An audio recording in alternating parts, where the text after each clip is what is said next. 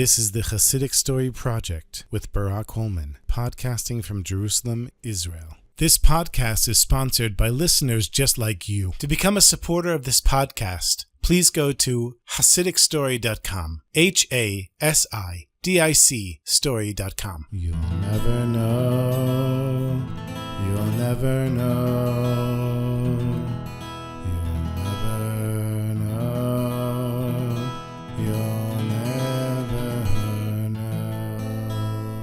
Rebbe Yisrael Sedegor was a Rebbe for only a short amount of time, because unfortunately he passed away when he was very young. But while he was alive, he had one Chassid, Moishe, who was a very wealthy Jew and a deeply committed Chassid of the Sedegor Rebbe. Moishe made some bad decisions in business, and he found himself deep in debt. And it all happened on one day that all of the banks who had lent him money asked for the money back. And at the same time, Moishe received a letter from his Rebbe asking him to bring 2,000 rubles within 14 days for a poor bride that he needed to marry off. Moishe thought to himself, well, the minimum payment on the debts that I owe is 2,000 rubles, and the Rebbe is asking me to raise 2,000 rubles for a poor bride. For sure I can't raise 4,000 rubles, because 2,000 rubles back then was a fortune. So he said, it must be a sign from Hashem that the Rebbe knows what I'm going through and the Rebbe's going to save me. And so he told his wife, who was really worried that they were going to lose everything, that everything will be fine. The Rebbe gave him a sign, and he went around collecting 2,000 rubles for the poor bride. When he came back home, he found that his family had been kicked out of the house. All of the furniture was on the street. His wife was sitting on one of the couches with the kids. The house was locked up, taken by the bank. But Moishe, he had faith in the Rebbe, and he said to his wife, Malkale, you have nothing to worry about. I'm going to go to the Rebbe tomorrow, and everything's going to be fine. So, when Moishe was wealthy, everybody was his friend. But now that he'd lost everything, no one wanted to help him out. And eventually he was able to find one friend of his who said, although you can't stay in my house, I'll let you stay in the stable, because I only have one horse in there right now. And so Moishe was happy to move the family into the stable. At least they had a roof over their heads. They moved in all their furniture, all their possessions, everything. They had beds, so they laid down on the bed. Moishe is in his pajamas. The kids and wife are in pajamas. Everybody lays down, goes to sleep. The horse goes to sleep. And that night, there was a 4-alarm fire, and the stable burned down to the ground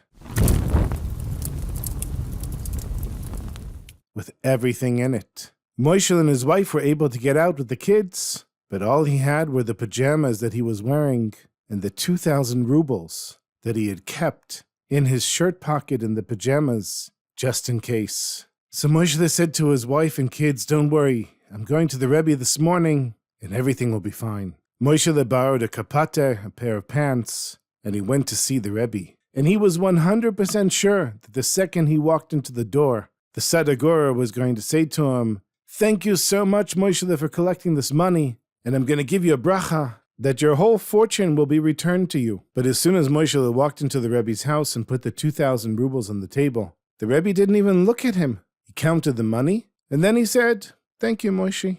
Moishe said to himself, what's going on here? The Rebbe doesn't understand what I went through to get this money and what I've gone through. And so Moishe thinks, okay, I just have to leave the house, just have to respect the Rebbe and walk out of the house. And as he's walking backwards to the door,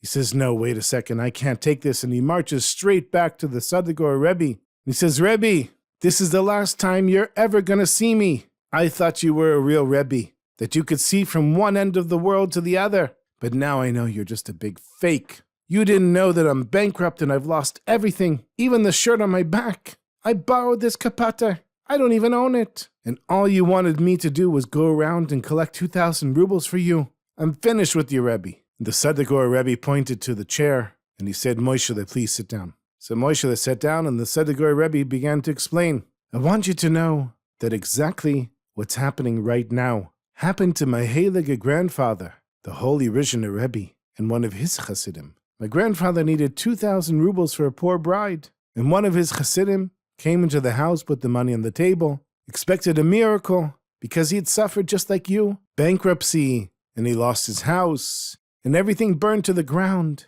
just like you. And the same thing happened. The Chassid put the money on the table in front of the Rishner Rebbe. And he said, Rebbe, I want you to know this is the last time you're ever going to see me. And my holy grandfather, the Rishner, he said to his Chassid, Yosele, sit down, I want to tell you a story. And this is the story that my grandfather, the Heilige Rishner, told to his Chassid. Many years ago, there was a very wealthy merchant whose name was Mendel David, and he was very successful in business. But he had one thing that he would never compromise on. He would never buy anything on credit. He paid for everything in cash, and he had a huge business that made millions of rubles. So he walked around with millions of rubles in a safe box.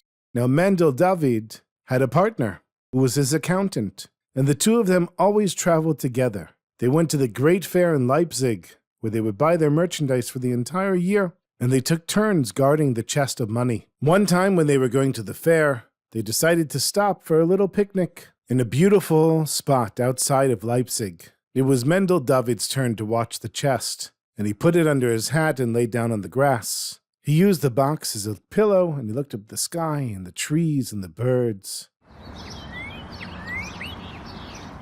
And he fell asleep for a few minutes and then woke up and said, wow, we got to get going. We're going to be late for the fair. The accountant, who had also fallen asleep, woke up and he said, we got to go. And they jumped up and they ran back to the carriage, and neither of them remembered the box. They didn't even think about it until 3 months later, when they had to pay for all the merchandise that they had selected at the fair. So Mendel David, he turned to his business partner, the accountant, and he said, okay, here's the list of what I want you to pay. And he gave him a list, and the accountant said, wait a minute, where's the money box? Mendel David said, what do you mean? I thought you had it. The accountant said, no, I thought you had it. I just figured that you were holding it all along. Mendel David and the accountant couldn't figure out what happened to the box. They had both assumed that the other one had it, and they hadn't seen it in months. Of course, being such good friends and business partners for so many years, they didn't blame each other. They each thought that they were the one that lost the box, but now they had a real problem.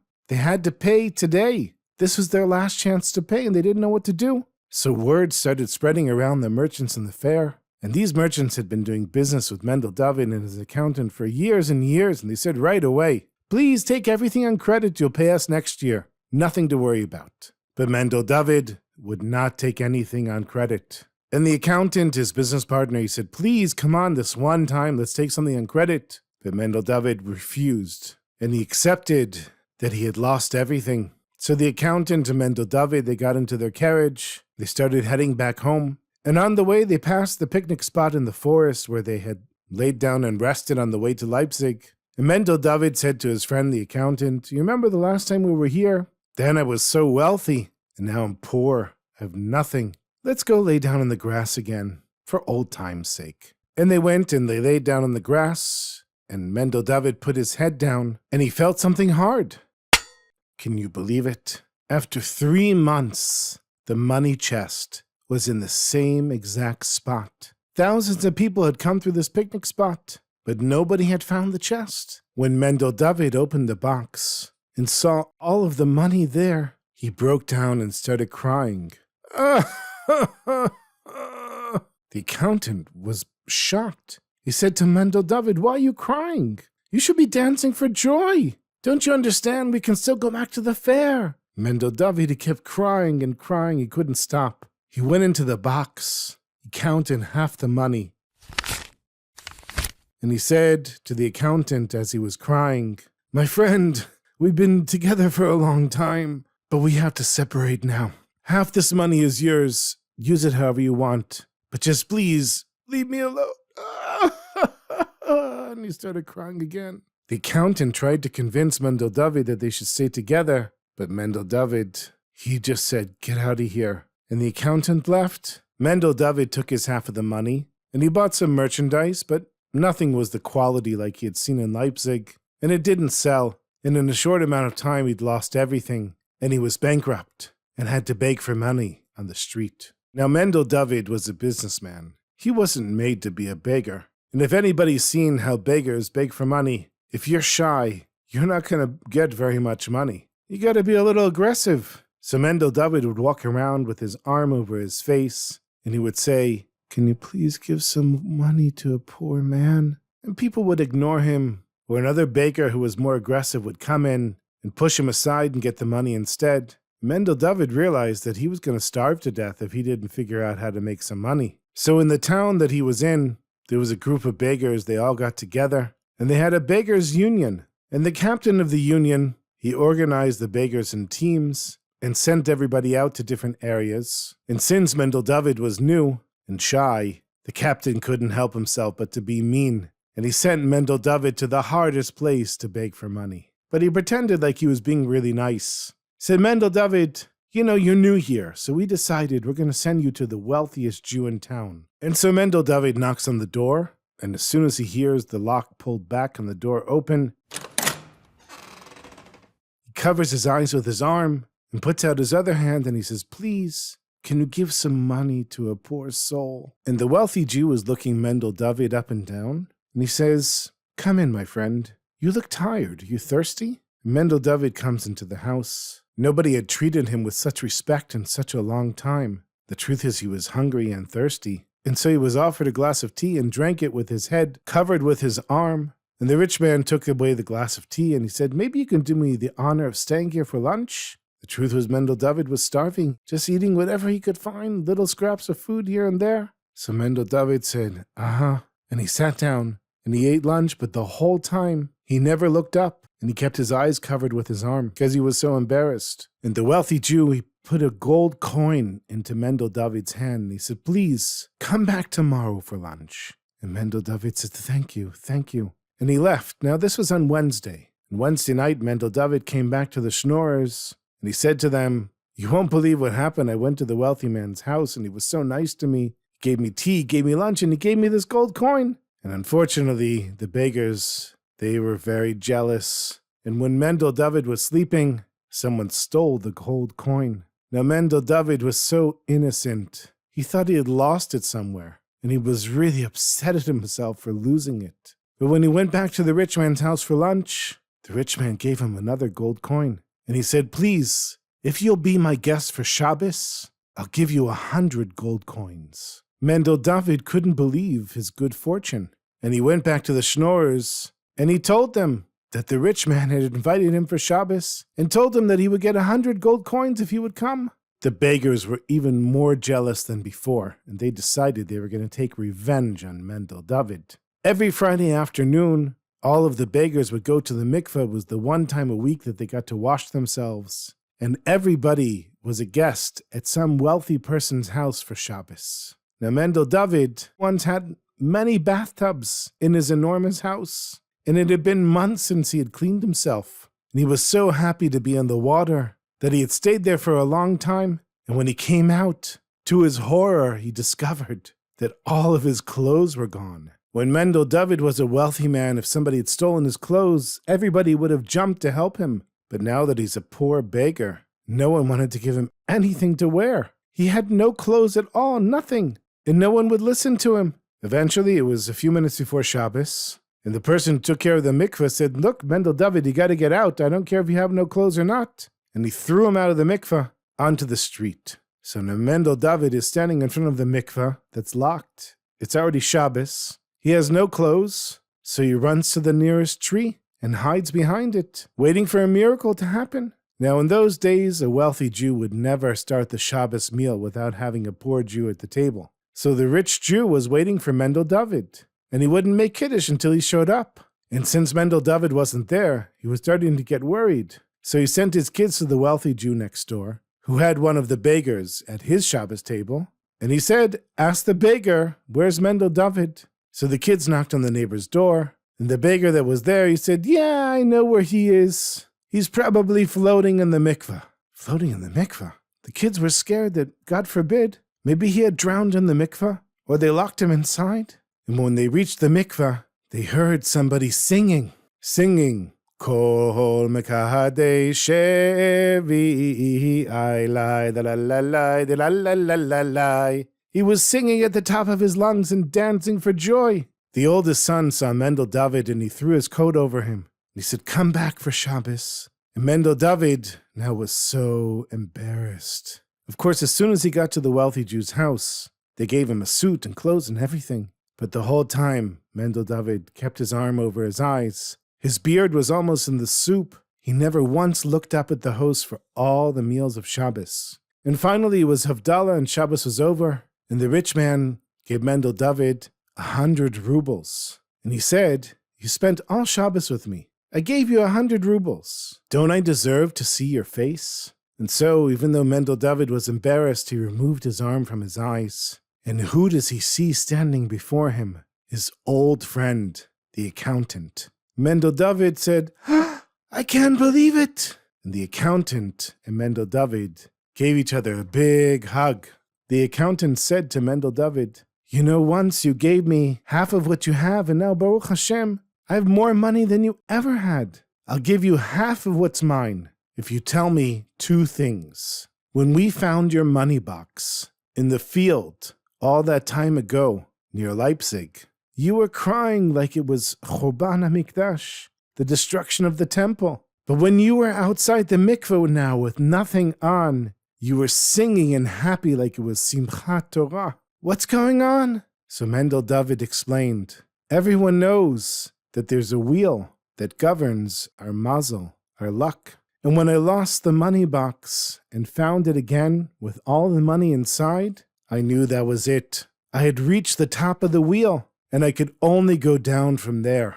And I didn't want to bring you with me, so I gave you half the money and told you to get out quickly. But when I was a beggar, and so poor that everything was taken away from me, even the clothes on my back, then I knew I had reached the bottom of the wheel, and from here I could only go up. So I was dancing and singing because I knew I had finally reached the bottom, and I was headed up." And so the holy Sadegor Rebbe was telling this story to Moishe, his Chassid, who had lost everything. He said, "My grandfather, the Heilige Rishner, he told the Yid who brought him the 2,000 rubles that there's a wheel, and sometimes we're on the top, and sometimes we're on the bottom. And since I saw that you were going to go bankrupt over the next 10 years, for the mitzvah of you giving your last cent to this poor bride, I knocked you all the way down, so you wouldn't have to wait to start getting up again." And the Sadegor Rebbe blessed Moishe. He said, "Hashem should make you 100 times richer than you ever were before, because you had such faith in the Rebbe, and you were willing to give the last money you had to help a poor bride. And because you listened to me, Moishe, I'm going to go one step further. I'm going to take you off the wheel, and from now on, you will only go up."